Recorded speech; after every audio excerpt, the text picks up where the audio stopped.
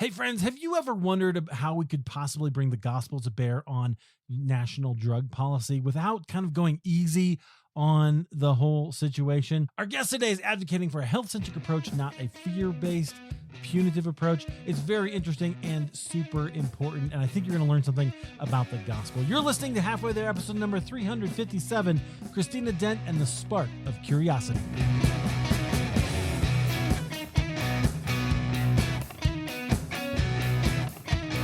Hey friends, welcome back to Halfway There. This is the show where we have honest conversations with ordinary Christians about today's Christian experience. As always, I'm your host, Eric Nevins. Deeply grateful that you have found this show and are listening. Hey, when you hear something in this episode, I can almost guarantee you will, that really resonates with you or that challenges you, would you do me a favor and just share it with a friend, family member, coworker, somebody who you're having these conversations with?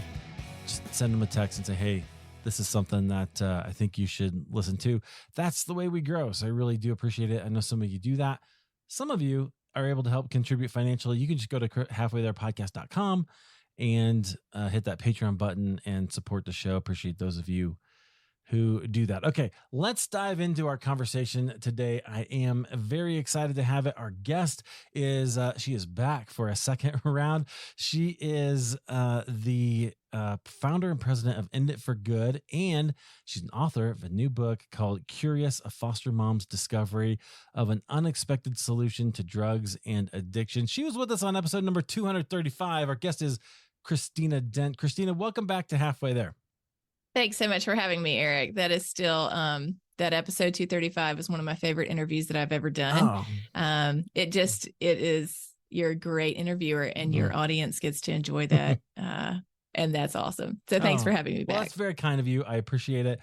It was certainly formational for me as well. And that's been a couple years ago now, I guess. But because I want to have you tell people what End It for Good does and what you're doing there. But for me, that was really a opportunity to connect some things that I already believed to some real practical solutions in the ways that we handle things like drugs with people as a human issue, not just like a morality issue. You know what I mean? Yeah, definitely.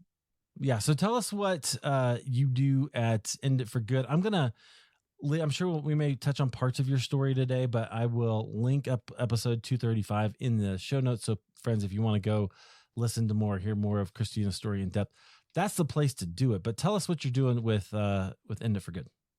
Yeah. So End It for Good is a nonprofit. We're based in Mississippi, and that's my home state, born and raised here. I've lived here my entire life, never lived anywhere else, went to college here, met my husband here. We're raising our kids here. That's great. Deep roots in Mississippi. And we do some work nationally as well. And we hope eventually that's going to be internationally. We really want to see a movement form around life and health related to drugs and addiction, that we switch our thinking and mindset from how can we punish people out of behavior we don't like into how can we inspire lasting change in people's lives and provide them with the tools that they need to stay alive and to find the best opportunity to thrive. So that's really our work. We host events all around the state. We do presentations. We give interviews. We take every opportunity that we can to invite people into this conversation, because our experience is that most people have what I grew up with and what my experience was, which is we've never thought about it any other way than we just need to punish. People need to experience kind of the adult version of a spanking or, multiple spankings before they, get their act together and do the right things and make the right decisions. And yet we have been doing that for decades related to drugs and addiction, and we're getting terrible outcomes. And that is the first step to any kind of change, is recognizing that there's a problem, there's something that needs to be changed. And so can we acknowledge that all of the stated goals of a criminal justice approach to drugs and addiction have failed? Not one of them has come to pass in terms of reducing rates of addiction, reducing rates of overdose, reducing rates of crime. All of those are exacerbated by the way that we have approached this through the criminal justice system, rather than saying, where should we be looking for solutions related to something that you put in your body. I think if you just asked somebody that, their automatic response would be, well, clearly a doctor or somebody in the healthcare profession, like this is, you're ingesting something. This is going to have impacts on your body. And yet instead we have transferred that over to police officers who do not have training in healthcare. How much of something should somebody take? People go to medical school for years to learn how to treat someone. And yet we have taken this approach of transferring this authority and decision-making to people who are not equipped to make those decisions. And that is not a negative on law enforcement. I'm a big supporter of law enforcement. It is to say that people are trained for different types of jobs, and law enforcement are trained to enforce laws, arrest people, and keep people out of the community. They're not trained in addiction and trauma and how to help people recover, in how to handle a medical crisis or mental health crisis. All of these things are just a big issue. And so End It for Good, our goal is to get in front of as many people as possible and invite them to rethink the way that we have approached drugs and addiction, shift to a health-centered approach, and recognize that when we go to the core of what causes someone to become addicted to a substance, it is not because they're a terrible person or they don't care about their life or they don't care about their family. It is that the drugs are serving as a coping mechanism for something deeper. And until we're willing to come to that place where we can get curious about why people are using those drugs, we are not going to solve the issue. That's the harder thing. You know, Eric, it's easy to say, let's just crack down. They're just bad people doing bad things. It's a lot harder to say what would be going on in a person's life that would bring them to a place where the perpetual use of a substance, even when it is destroying their life, would feel like something they have to do just to survive. That's where we're going to find the solutions. Yes. So what I hear in that, I have so many thoughts, and we'll get to all of them, I think. I hear compassion in that, right? For people. That's a very compassionate question to ask. It's an empathetic question to ask. I also think it's a very gospel-centered question to ask, right? So one of the things I tell my podcasters all the time that I love, and you're doing this with your organization, is we have the chance to bring the gospel to bear on our niche, right? So one of my podcasters is a quilter, right? I always use her as an example because it's like, a quilting podcast, really? But she doesn't always talk about Jesus, but when she does, her listeners get to hear, right? She gets to bring the gospel to bear on quilting. And you're doing that in this world of changing drug policy and looking at people, taking the sort of compassion that I think Jesus had for people, for the leper, for the people that cried out to him for just some healing, for some relief. And he cared for them. He touched them. I think you're doing that with your organization as well. All right, I want to go back to this idea because I want to kind of take people on this journey of moving from punishment as the way that we think to a healthcare approach, and probably the path through that is curiosity, which is Curious is the title of your book. So, what are some things that we've tried? So I'm thinking of for drug policy that just aren't working. I'm thinking of like the 3 strikes law, right? Like that was a big deal, and the result of that was really. I was kind of in high school, like when they, in the 90s when they did that. But so maybe I didn't understand all of it that was going on politically at the time. But that has resulted in a huge influx of people into the criminal justice system and all the things. And a lot of times it's based on drugs. Yeah. I was actually at a conference yesterday, and one of the presenters said that he had been part of helping to pass those laws in the 90s. He's been involved in policy for 30 years. He said, I thought that was the right way to go. I thought that was going to fix the problem, and I was wrong. And then after the conference, another man came up to me. He works for our Department of Corrections here in Mississippi. And he said, the guy that was talking about that on stage, I was also part of that. I was working for those laws. I thought that was going to fix the problem. I was wrong.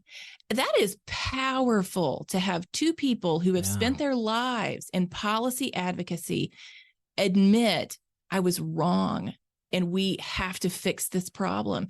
And so for people that, the general public might not realize the devastation that's happened because of some of those changes, like 3 strikes laws. But the people who crafted them have realized that and are now trying to undo that harm, as they've seen the results from that have not produced good outcomes. And in fact, they have drawn tens of thousands of people into the criminal justice system for long periods of time.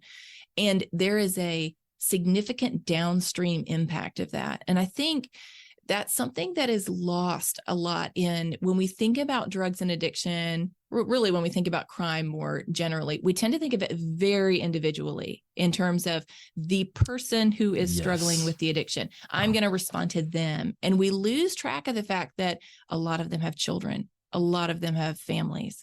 A lot of them have employment. They have somewhere that they're living. The extreme that we go to of thinking of just someone who is unhoused, has no family members they have a relationship with, who's just living in complete chaotic addiction. That is a very small minority of people who are struggling with an addiction. The vast majority of people that has not gotten to that point in their life. They're still, relatively functional. And so we got to think about how is this impacting families and whole communities as people are impacted. I was talking with a father he lives out in rural Mississippi. One of the first times he had called me and left a message, and I'm always interested in talking with people who have an opinion on this. And he said, "Call me back." So I call him back. And he is literally on his tractor when he answers the phone. And he says, "I can't hear you. I'm out in the field on my tractor working in the field. So let me call you back later." So he calls me back, and we have this relationship that has developed over the last couple of years. His son has struggled with an addiction for decades. This man, my friend, is in his probably late 70s now. His son is a middle-aged adult and has been struggling for decades. And he called me the other day, my friend, and he said, "I just had this idea, and I just feel like people need to know this." He said, the whole idea of 3 strikes, of like, if you have this repeated behavior, then we're really going to put you away for a long time. He said, wouldn't the fact that someone who's struggling with an addiction repeatedly coming back into the system signal that this isn't working to change their behavior? Otherwise, they would never get to the 3 strike. If the arrest was the thing that brought change, there would be no need for the 3 strikes. Yeah. And if they get to the 3rd strike, isn't that the exact evidence we need that this is not helping them, and we need a completely different approach? So I think just realizing how many people, if you are a person of faith and you are sitting in the pew, there are people in your pews you have no idea are struggling with an addiction themselves. Their family members are struggling with addictions. That if this work has taught me one thing, it is that once I started publicly talking about these ideas of my own change of heart and change of mind on shifting away from that kind of tough approach to let's really try to figure out what's happening with people, is just how many people will quietly kind of come up to me whether it's at a speaking event or just if I see them in the community and say, XYZ is happening in my own family. Thank you so much. It just helps us feel seen and valued, because there is still so much stigma around, addiction, and thinking, if somebody's child is struggling, there's a lot of people who are going to look at that and be like, "Oh gosh, I thought they were a good kid. I didn't realize that this was really who they were." Right. And even that is like, you're still the good kid. They're still the good kid. It's a really judgmental kind of a situation, right? Where, hey, look, what you're saying is nobody does that because they are just wanting to be bad, right? Nobody does drugs because they want to be a bad person. There's something else going on. I think psychology can help us in that and go, okay. Unfortunately, I think some of our, I come from an evangelical background where a lot of the way even the gospel is preached is, turn or burn, right? Turn to Christ or God's going to get you, which I'm not even sure that's what the kingdom of God is about these days. I'm like, wait a minute. I'm not sure. We don't have to get into theology, but I think God's compassion is so much greater than his wrath. That's the whole point of the cross, right? So, okay. I'm super fascinated by that. Yeah, the 3 strikes thing I think is clearly it just doesn't work, and so we should be asking some different questions. So I'm curious. I know for you, and we'll let people go back. For you, the issue was proximity, right? Like you all of a sudden came into contact with a mom who was just like you, right? Mm-hmm. So talk to us a little bit about that and how being connected to people and seeing them as people kind of change your perspective. Yeah. Yeah. And I did not have any connection to really drug use or addiction growing up. It wasn't part of my world or experience. I had no interest in using drugs. I still don't. So for me, I just didn't have a personal experience. So some people have a personal experience, but it's very negative, and it really only enforces that view in their mind of bad people, they just need to be punished. This is creating a lot of harm. And I have a lot of compassion for that too, because addiction can just wreak havoc and absolutely destroy people's lives and families. And so I never want people to think that the compassion is we should just let people do whatever they want to if they're struggling. No. There is lots of ways, consequences. You might lose your marriage, you might lose your family, you might lose your job, and all of that just as a sort of natural outworking of the behavior of an addiction. Even if the criminal justice system is never involved in your life, there's lots of consequences that can come from that. But for me, when we became foster parents and I met the mother of one of our foster sons, that was the first time that I had met someone who was struggling with an addiction, and it was a meth addiction. So, in the rankings of addiction, meth addiction is pretty high on the scale of stigmatized addictions. And she was not able to break that while she was pregnant. So her son came to our house, but she let me in on who she really is. And I think that is what we need more of, is to see past the behavior to the person who is actually there struggling. And we get stuck on that behavior. And so instead, she let me see in by calling me from treatment and singing to her son over speakerphone, and just these beautiful experiences of vulnerable love that helped me to see her. And honestly, really what it did was to help me to apply my faith to her.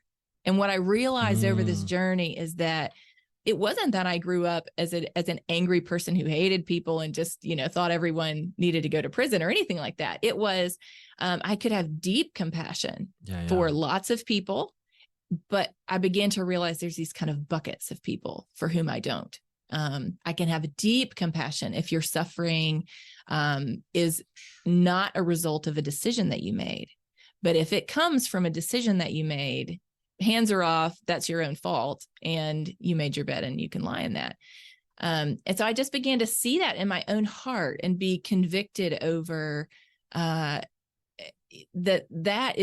that's not the way of Jesus. That's not what we see in his life, in the way that he came to people. I have a friend who's a therapist, and he specializes in addiction, treating people who are struggling with addictions. And I was talking with him one day, and I tell this story in more detail in the book.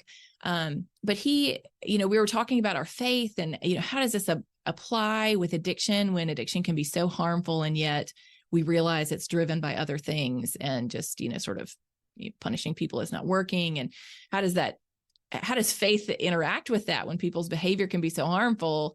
Where does sin fall in that, and all of that? And he said, when you look at the way that Jesus interacts with people, you tend to see this series of how he interacts, which is, first he's looking for humility, then he extends grace and mercy, and then he calls people to transformation. Which is the opposite of how we tend to approach it. We want behavior modification first. We want to see the transformation. Then we're willing to extend the grace and mercy. And humility, that doesn't really enter the conversation for most of us on either side. Right. We don't feel particularly humble. We're not looking for that in ourselves. And we just want people to change the way behave, really is kind of what we're after a lot of the time. And so, it's just really, that totally reframed it for me over thinking about how do we use this yardstick versus how could we channel the discipleship of Jesus and how he responds with that, calling people into, Jesus is calling people to surrender, and then to that, receiving just that overflowing grace and mercy. And he's not expecting to see that change in their life prior to receiving what their souls most need. Right. Because he loves them. Right. And that love is not conditional. Right. Yeah. So I'm thinking of 3 situations in Jesus' story. Woman at the well, right? We don't probably know enough about why she was divorced 4 times or 5 times. But still, she was out there for a reason, right? She was out there when everybody else wasn't for a reason. So there was some stigma attached there. And Jesus treated her actually as an equal, right? He treated her quite well. John 8, the woman caught in adultery, right? He calls out the sin in the people who brought her to him. And then the woman who anoints his feet shortly before he's crucified, right? Favorite story in the New Testament, other than the resurrection of Jesus. But yes. And he's like, no, let her do it. And even the way those things work, like you can just imagine, it's my favorite part of that story, is these are really powerful perfumes. Let's put it that way, right? Like you could probably still smell it on his feet when he was dead, right? Like that's how, anyway, fascinating situation. We could go into that some other time, but the way that Jesus approached her, the way that Jesus allowed her and saw her compassion is the upside down nature of the kingdom of God, right? Just like you said, we approach it one way, but Jesus approaches it the exact opposite way. And what's the calling for us in that, in the way that we help pursue public policy, right? Which is really important. Okay. I wanted to talk a little more about the stigma, because I think that is right. I'm really interested in the fact that you said people will talk to you quietly, right? But they're not interested in, or maybe you tell me, do you get less support from people publicly, or how does that go for you? I think people are, they're uncertain about what the public perception is going to be, whether it's public perception over their loved ones struggle with addiction. And some people just don't want that to be known. I'm not saying that people, should just go publicize whatever is happening in their family. Sure. But there are, for most people who's have a family member struggling with an addiction, the research shows it's about 7 years of that struggle before they ever let anyone outside of the family know about it. So you've got lots of people struggling for a long time on their own, trying to just manage this internally before they let anyone else in to walk this journey with them. And part of that is that there can be very real implications to people's employment. For a loved one who's struggling with an addiction, there's a lot of places where you're just going to be terminated if they know that that's going on. And so that can be part of it. It can also be, what is it? What are my job opportunities or opportunities for advancement going to be if they know that this is part of my life? There's still so much that's around whether or not people talk about that publicly, as well as whether or not they talk about a need for change in how we address these issues publicly. And that can be everything from policy change. So we would say when we look at the landscape of harm related to drugs, and rolling that back, and this I get deep into this in the book, is moving away from the criminal justice system towards health-centered solutions. Well, what does that mean? Well, if you start to look at these real problems of underground markets and contaminated substances that have fentanyl in them, and all of these consumers being loaded into prisons for drug possession charges and things like that, that moving those markets back into some sort of regulation is the best way to reduce those harms. But for people to even have a place to talk about that and learn about it, there just is very few places that people can go where they can learn, where they can ask questions, where they can say, I'm just not sure that the way things are is the way they should be, because this issue tends to elicit very high emotion responses from people in whatever way they are. So people just feel very strongly, however they feel about drugs and addiction, they tend to feel very strongly. And so they don't tend to feel safe expressing whatever it is, whether it's in a situation or thoughts about this. And it just doesn't come up over lunch. Nobody just happens to be talking about addiction over lunch with a friend one day. It just doesn't really come up. And so what I found as I was talking with people and ended up deciding to write the book is wanting to help people, not just to rethink the policy part, that is a part of it, but a deeper part of my heart too wants us to reimagine how we engage in community with people. And that began not just from meeting Joanne, but I ended up reading about this experiment called Rat Park. And this professor, this was done about 50 years ago, this professor started looking at the experiments that were all over the TV at that point that was used as kind of drug education. You know, you put a rat in a box and you give him this heroin-laced water and he's going to drink it and he's going to overdose and die. See, this is what heroin does to people. They just drink it and overdose and die. And the professor says, well, wait a second, you know, rats are incredibly social animals, and this is a box with nothing in it other than this, you know, kind of plain solution and heroin solution, and they can choose which one they're getting. So he creates this rat park, and he puts lots of rats they do it in the floor of their lab at the university that he's teaching at. And they put, you know, wheels in it and tin cans for them to hide in and sawdust for them to roll around in. And there's lots of rat friends in there. And what they find, they still put the laced solution in there. They still put the plain solution in there. What they find is the rats almost never choose the laced solution. They almost always choose the plain. Wow. Because they're happy. They have their needs met. They're in a place that fulfills what a rat needs, what their nature is. And so he just began to rethink it. And at the same time, he was working in an addiction clinic. And so he was hearing the stories of people who were struggling with an addiction. And he was thinking, this matches exactly with what my clients are telling me, because the real problem in their lives is not the drugs. It's all of these other experiences, whether it's childhood traumas, whether it's disconnection from community and purpose. And so that just struck me. And going back to your point, Eric, about just how do we bring our faith to bear? This professor, who is a friend now, I've connected with him over the last couple of years. He is in retirement now. And he's not a believer. And he says, you know, I could never imagine a scenario where I would become a Christian.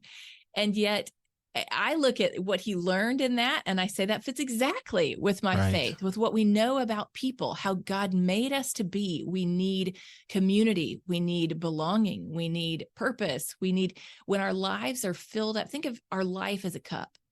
If it is not filled up with the things that we were created for, it will be filled up with other things, because we can't live without those things. If we don't have deep connection, and we don't have those relationships and support and a sense of purpose and of belonging, if we don't have access to healing for the hurts that we have, to the mental health challenges that we have, that cup is going to be filled up with other things. And oftentimes drugs end up in that cup, because they can numb for a while the feeling of loss from the things that we don't have, that we were created for. And as a church, if we want to help more people prevent addiction from ever developing, or help people find and maintain recovery, we have got to shift towards, how do we build communities that help people fill those cups of their lives up with the things God made them for, and not be empty and get filled up with something that they were not created for and will not help them thrive. Wow. Okay, Christina, you're hitting on one of my hobby horses, so I'll try to refrain from preaching here, but that is so accurate. And I've been part of churches where the main thing that mattered was the Sunday morning show. Do you know what I mean? And there's value to that. That's fine. But it's not connection, right? It's not the kind of thing that you're talking about. It's not. And so as a result, I think the discipleship opportunities are anemic, right? I think people can only grow to a certain point. They're all stunted because they're not able to say, hey, I want to grow and find my voice in this way, right? That I find who I am. You have to go outside. I mean, I had to start a podcast. I was looking for ministry opportunities, right? And I couldn't find anything, or at least, beyond like where I was trying to go. And so I had to start my own thing, and create it. I think there's a decided lack of imagination in the American evangelical church for human development, right? For just human, not human being, but human becoming, right? The kind of way that we're becoming more like who Jesus is. I call that finding yourself in Christ, right? Like there's this season of life when people have suffered, or they've gone through a shift of some sort. They suddenly, and they find out who they are, and they let go of everything else, and they have a message, and they go into that. That's a powerful place to be. And our churches are keeping people small. And I think one of the reasons is because we're not allowing community, like you're talking about. Yeah, it is. It's a challenge. I feel that as an active church member myself. In how do we help people build that? How do we build that ourselves? And I have been blessed with just incredible friendships all through my life. And I just look around and think, gosh, if you find one true, trustworthy, faithful friend, what a gift. A lot of people don't even have that. And I have had many who are still wonderful, faithful friends. I've experienced very little relational betrayal and things like that. I have just many, many blessings of friends. And how do you build that in a way that if you don't, so part of that is I grew up in a community where that was the norm. My parents modeled that. They gave us that in my childhood of a very warm family life. I have three brothers, of friends over all the time, of deep involvement in church. My mom was always, we had this tiny little house, and my mom would have her friends over, and my mom did not do chit chat. Like she just could not handle the chit chat. And so they would come over and they would sit in the kitchen. They'd have to close the kitchen door because our house was like 800 square feet. And so there's just no room to be anywhere and have a private conversation.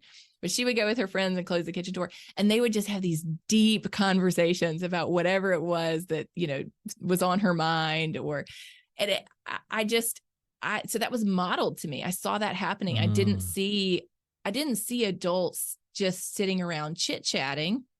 I saw them having real conversations with each other about things that mattered to them, things they disagreed about. And that to me was incredibly valuable. I don't know how many children are growing up really seeing that. They're, in our culture now, they're more experiencing how you lob grenades at the other side of anybody who disagrees with you, rather than, how can we develop robust conversation, We're looking at you, around things that are important to us. Yeah. So it is challenging, but it is so important. And we have got to dive into that if we want to solve this addiction crisis, because it doesn't matter if you took away every drug on the planet right now. It doesn't matter if you ever eradicated every drug there is.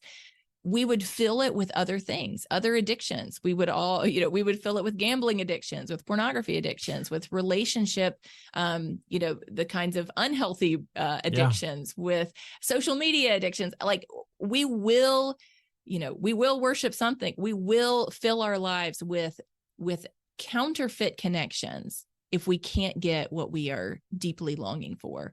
And that's a real challenge for people, especially, again, for families who have a loved one who are listening to this and saying, oh my gosh, are you saying I should just go get walked all over by my loved one who is addicted and is like acting crazy? No, not at all.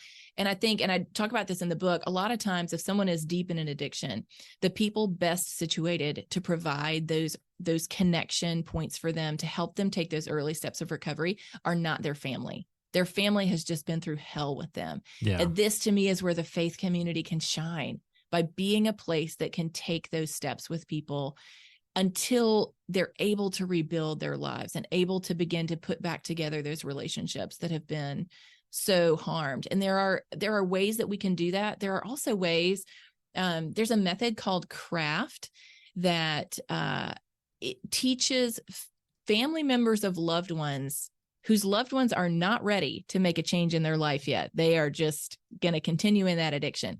Teaches them how to interact in a way that provides healthy boundaries, but also maintains connection and support with their loved one. It has been studied and it has been shown to be effective at making the person who's struggling with addiction more likely to make a positive change in their life. So Wow.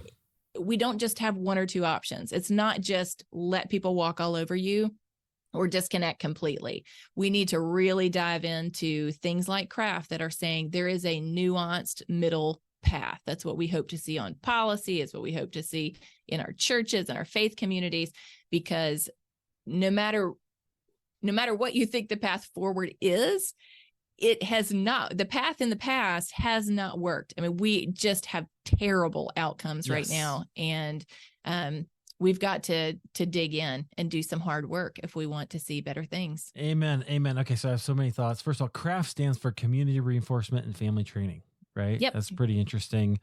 But that's what we're talking about. Community. We're talking about how do we be involved in that, even if we have to have boundaries. I love hearing you say that.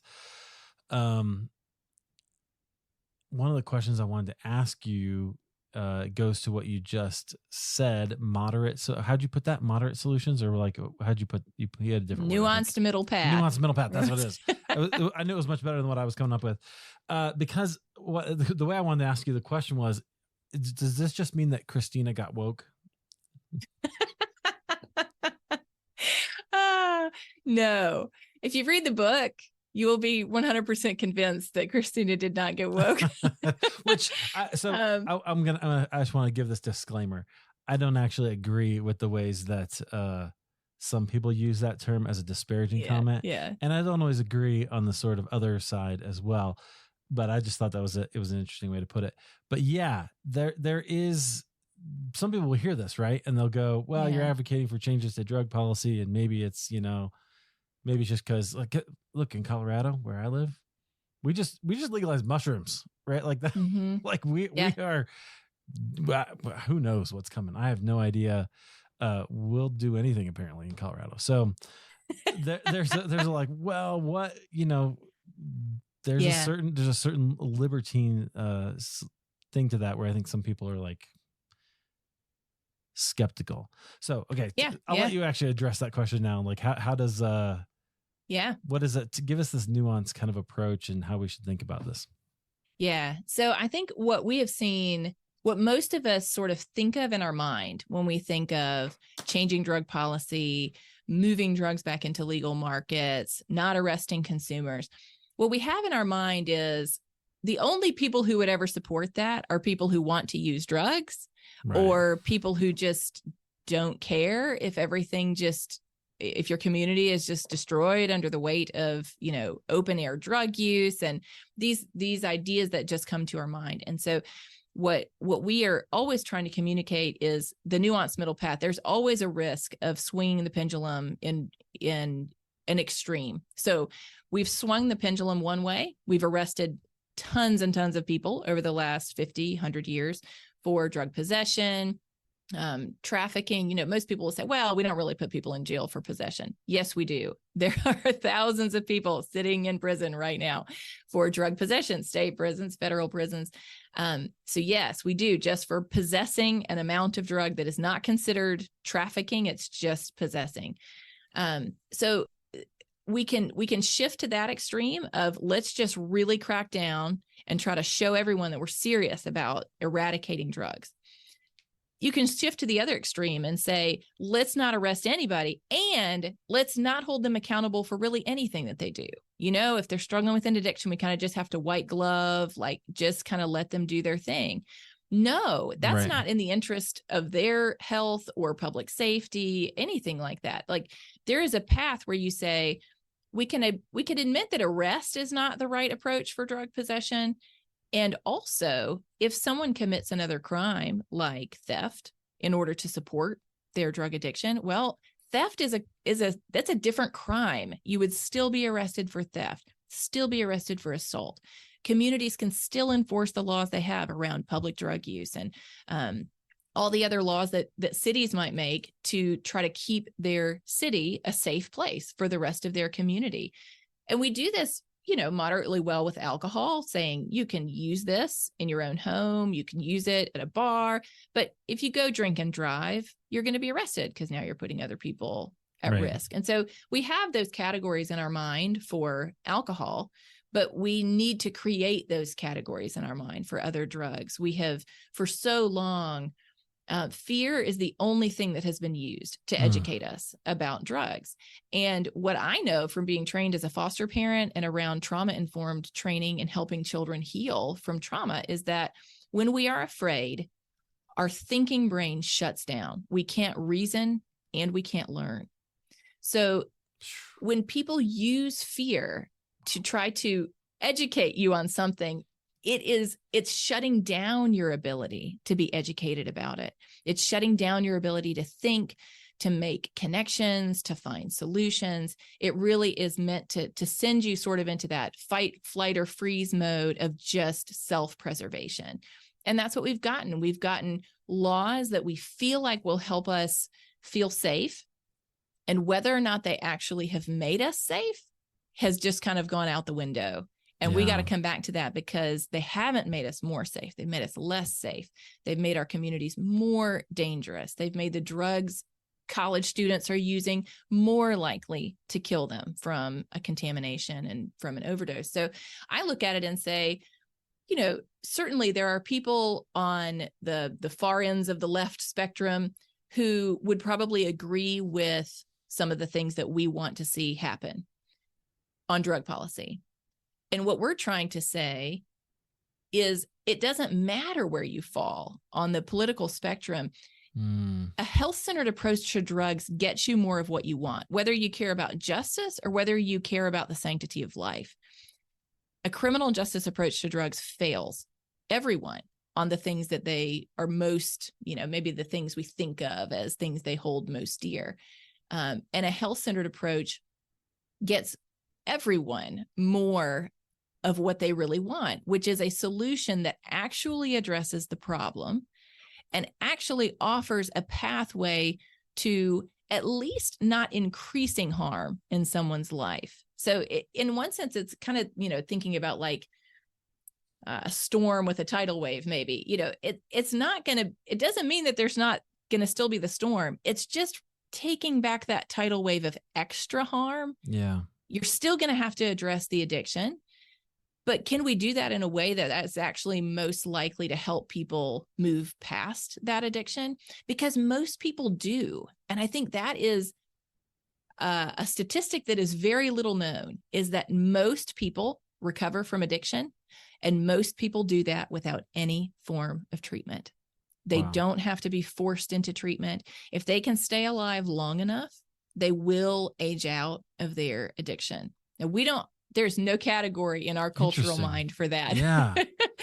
But when you start talking to people, you start hearing about people's experiences. Oh yeah, when I was in college, I really went off the handle on this. And, but I got out and got a job and, I moved past it. They didn't have a rock bottom moment and a big change. And now they were problematically using for a season and they move past that. That's so interesting too. I'm a big hairband guy, right? So I went to go see Goo Goo Dolls this year. I saw Def Leppard last year. It was great.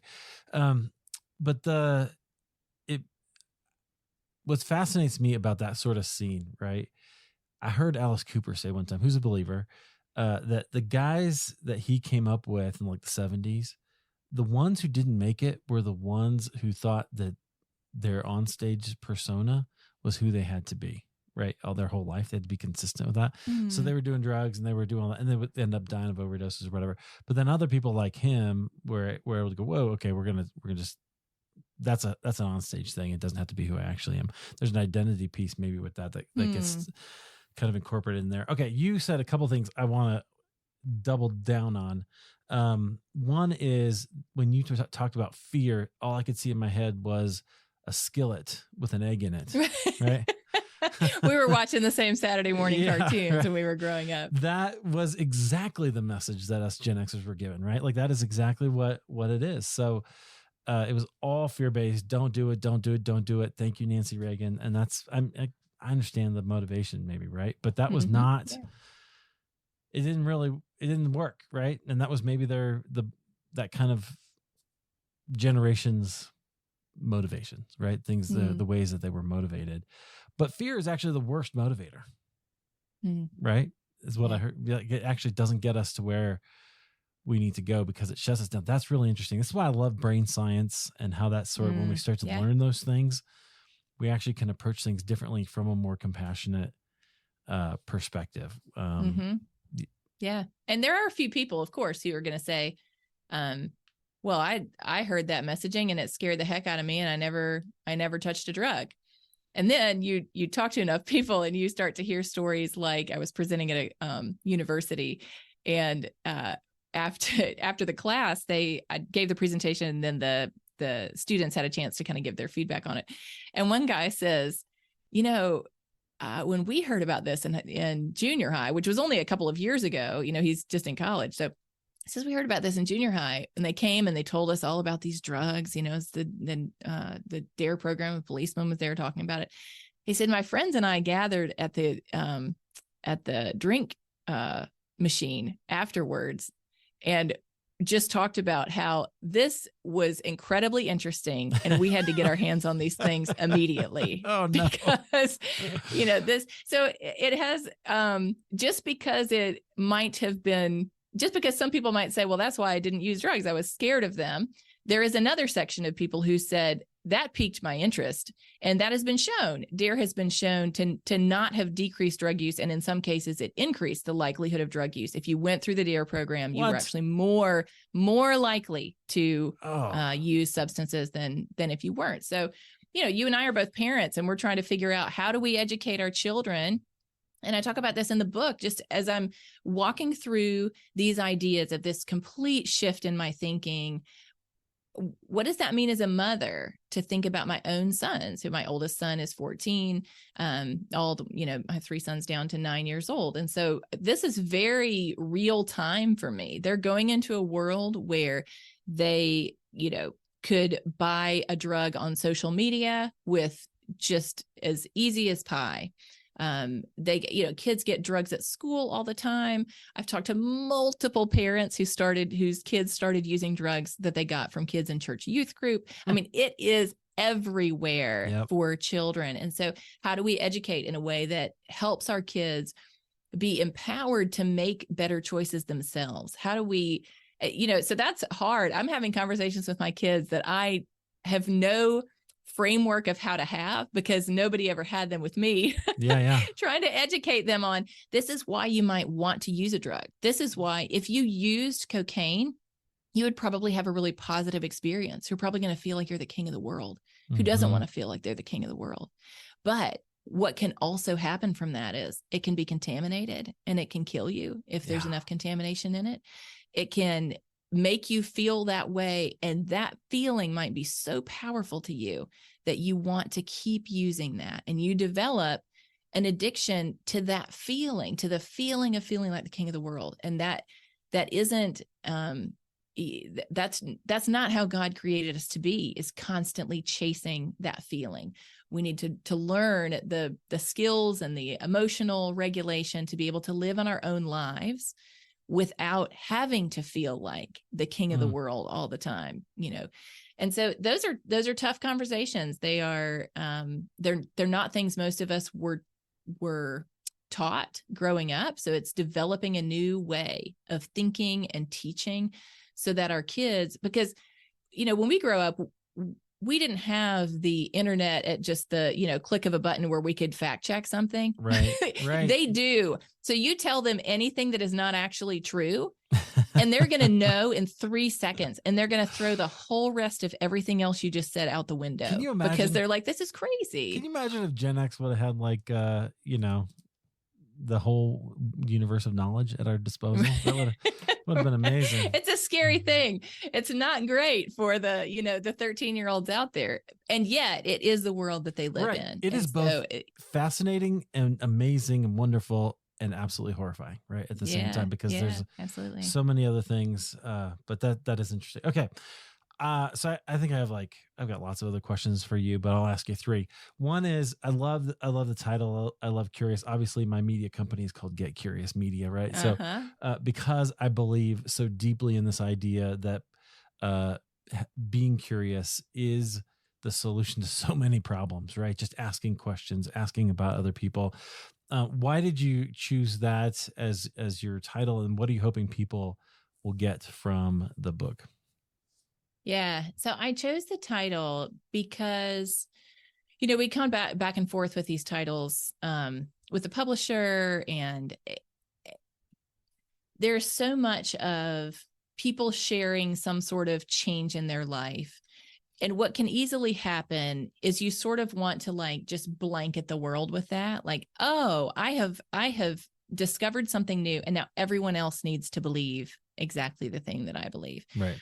And I have just felt deeply all along that I don't own anyone's mind. Neither do you, neither does anybody else. We are the owners of our own minds, and nobody can force you to change your mind. Nobody can force you to learn about something you don't want to learn about. And so for me, the way that I got into this is because Joanne sparked curiosity in me. She helped me to see that there was something about the world that was different than what I thought it was, because she showed me a mother who was using drugs while she was pregnant, who deeply loved her child. And that didn't fit with the world that I knew. And so we have this kind of choice before us. Are we just going to shut it down and say, can't possibly be true, can't possibly be true? Joanne didn't let me shut it down like that. She kept showing me that there is something I am misunderstanding about this. But it took a lot of time for me to learn about it, to sort through, what does this mean for me as someone who is conservative, as someone who's a Christian, as someone what about my own kids? And all of these questions, how do we keep her son safe if she's also struggling with an addiction? We don't want to just, like I said, swing that other pendulum. And so I felt like, as I look back on this journey over the last 5 years, I see other people who invited me into that space of curiosity and didn't try to force me into a particular way of thinking or force me to make a decision about what I was going to support.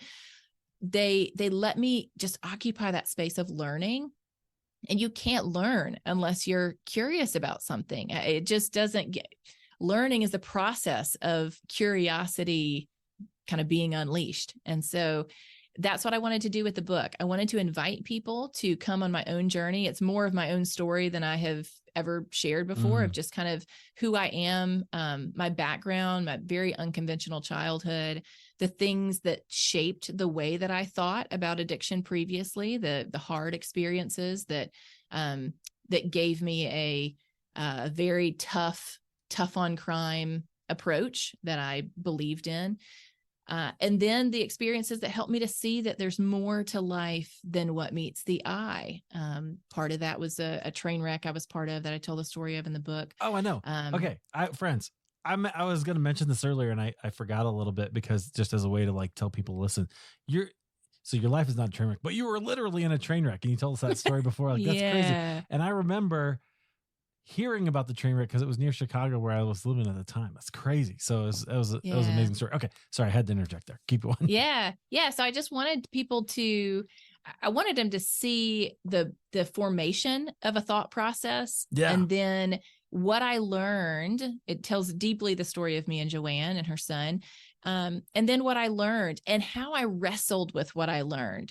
And that I think is important, because none of us change the way that we think without going through a process of figuring out, how does this impact all of my other beliefs and values? We want cohesive systems of viewing the world. And so when something new comes into that system, to expect someone to just say, oh, I learned something new and now I just agree with it.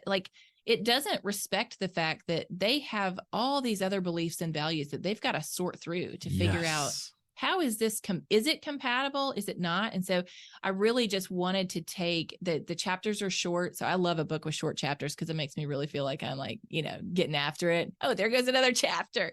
So I kept the chapters short because I wanted people to be able to just get some bites of helpful stories. Every chapter starts with a story. It's a very narrative-based book. This is not a drug policy book. This is really the memoir of my life.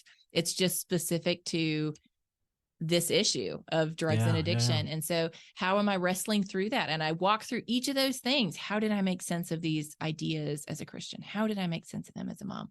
How do I make sense of, even if we stop the wrong solution, what are better solutions to addiction? We've talked about a couple of them. The book talks about more of them. And I just wanted to invite people to become curious and to leave them with the respect to say, if you come to a different conclusion than I did, that's okay. We do not have to agree on everything. I just believe deeply in the power and that we are not meant to interact with other humans in a way that dehumanizes them, even if they disagree with us, even if we think their thought processes are the worst thing we've ever come across in their life. We are made in the image of God. We do not have the right to disparage the image of God in other people. And so I wanted to do that and made just a freebie people can get that is, even if they're not interested in drug policy or how we approach addiction or what they can do in their faith community related to that, even if they just want to know, how can I have a better conversation with people about something I'm passionate about that's maybe kind of polarizing or a little controversial, you can text the word TALK to 601-299-4372. And I've got 5 keys to having productive conversations on polarizing topics. Perfect. And that's developed through leading several thousand people now through conversations on this issue and the solutions that I came to that are very controversial solutions. But we can have great conversations. And that's what the book is. And I just think it is the feedback we've gotten from people who have read it already is it just is life-giving. It is a book. Dr. Ed Treat, who leads the Center of Addiction and Faith, he said, this is just a book of great hope. So it's not a book where you're going to be sort of drugged through, look at this disaster. This is a book that is saying there's problems and let's figure out how we can fix them together so we can help more people live out the image of God in their own lives and find the life that they were made to live by their creator. And that's my great hope and passion for it. Wow. Yes and amen. And this is why I wanted to have you back to talk about the book. Christina, thank you so much. I do have other questions, but I think I'll let your call to action kind of stand for our friends. So you talk a little bit about a health-centric approach, and you talk about that in the book as well, right? So people can find out, like, what does that mean and how is it different from the fear-based one that we've been using, and how can you get involved? First step, friends, is to send that text. Give us that number one more time, Christina. 601-299-4372. All right, send that text, get the download, pick up the book. Just text the word TALK to that number. Text the word TALK to that number. All right, so then the book is Curious, a foster mom's discovery of an unexpected solution. It's available now. There's links at halfwaytherepodcast.com. You can get it wherever you get your books. And Christina's available at enditforgood.com. Christina, fabulous. I just love this conversation. I love the work that you're doing. Once again, I think you are bringing the gospel to bear on a really tough issue, but kudos to you for doing it. Is there anything you want to leave us with? If people have thoughts, stories, questions, they can always reach out to me at curious@enditforgood.com. Love to connect with you. Let's keep the conversation going. This is too important not to be talking about. Yes and amen. Thanks, Christina, for being here. Thanks, Eric.